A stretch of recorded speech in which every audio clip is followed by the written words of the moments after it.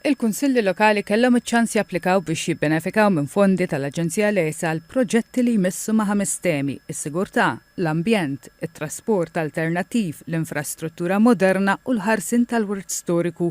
Il-Ministru għall-Internu s-Sigurtà Byron Camilleri qal li l-Gvern għażel jagħmel sħubija mal-Kunsilli Lokali għax qal li ħaddaqshom ma jaf il-bżonnijiet tal-lokalitajiet tagħhom.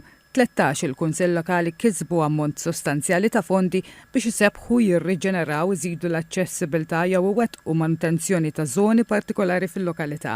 8 lokalitajiet kisbu fondi għal xiri ta' vann elettriku biex intuża t-trasport tal-anzjani.